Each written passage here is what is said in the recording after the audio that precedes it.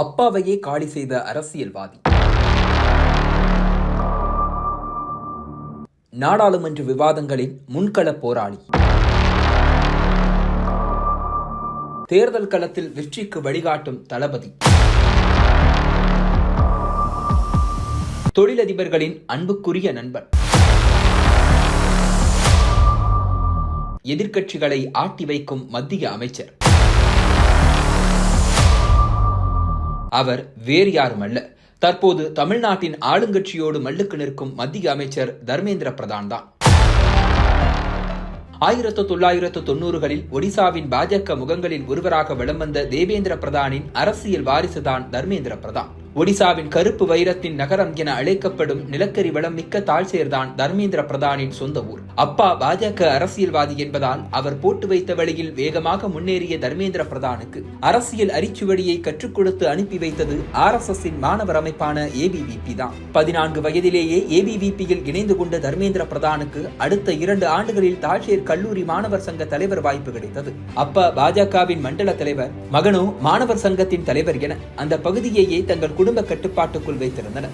அரசியல் போராட்டங்களில் அடுத்தடுத்து ஆர்வம் காட்டிய தர்மேந்திர பிரதானுக்கு 1995இல் ABVPயின் தேசிய செயலாளர் பொறுப்பு கிடைத்தது.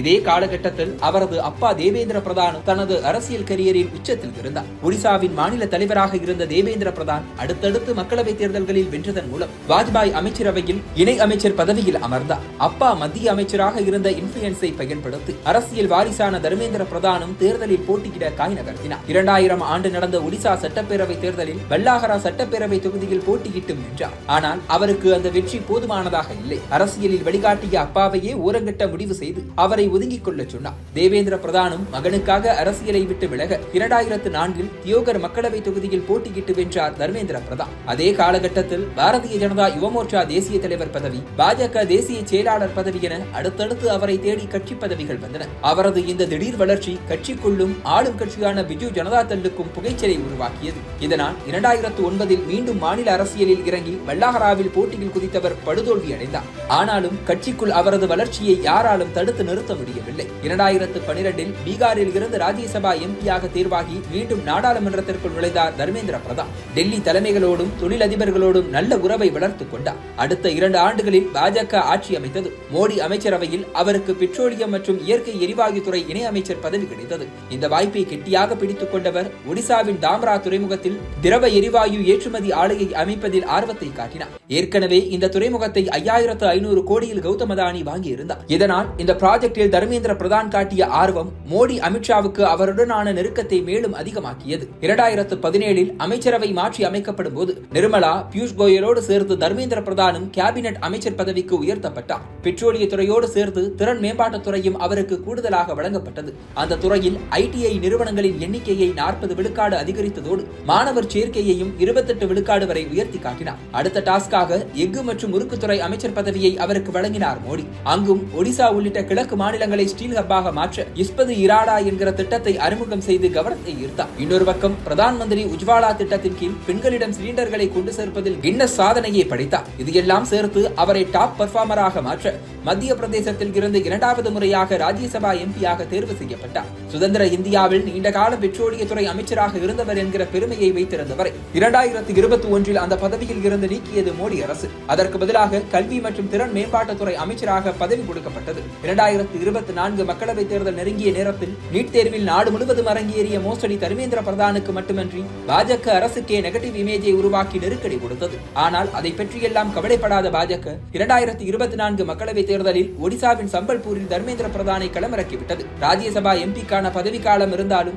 நீட் தேர்வு மோசடி செய்த டேமேஜை மக்கள் மன்றத்தில் சரி செய்ய விஷப்பரீட்சையில் இறங்கியது பாஜக. ஆனால் அந்த பரீட்சையில் பாஸ் மார்க் வாங்கி 20 ஆண்டுகளுக்கு பிறகு மக்களவை எம்பியாக நாடாளுமன்றத்திற்குள் நுழைந்தார் தர்மேந்திர பிரதான். இந்த முறையும் அவருக்கே கல்வி அமைச்சர் பதவியை வழங்கியது பாஜக. இந்த புதிய அமைச்சரவையில் இன்னும் ஓராண்டு கூட அவர் நிறைவு செய்யவில்லை. அதற்குள் தமிழ்நாட்டு எம்பிக்களோடும் திமுக அரசோடும் மல்லுக்கு நிற்கிறார். தமிழ்நாட்டுக்கு விடுவிக்க வேண்டிய கல்வி நிதியை விடுவிக்க திமுக டிமாண்ட் வைக்கிறது. மும்மொழி கொள்கையை முக்கிய அம்சமாக கொண்டுள்ள புதிய கல்விக் கொள்கையை ஏற்றுக்கொண்டால்தான் பணம் என செக் வைக்கிறார் தர்மேந்திர பிரதான். இதனால் மக்களவையில் வெடித்த விவாதத்தில் கண்ட்ரோல் இழந்த பிரதான் தமிழ்நாட்டு எம்பிக்களை பார்த்து நாகரிகமற்றவர்கள் என விமர்சித்துவிட்டு தற்போது அதற்கு மன்னிப்பும் கேட்டிருக்கிறார். இது எல்லாம் தர்மேந்திர பிரதான் ஒரு எம்எல்ஏவாகவும் எம்பியாகவும் செய்த சம்பவங்கள். ஆனால் ஒரு பாஜக துண்டனாக களத்தில் அவர் செய்த தரமான சம்பவங்கள் எக்கச்சக்கமாக உள்ளன. 2000 ஆண்டில் உருவாக்கப்பட்ட உத்தரகாண்ட் மாநில தேர்தல் 2017 4வது சட்டப்பேரவை தேர்தலை சந்தித்தது.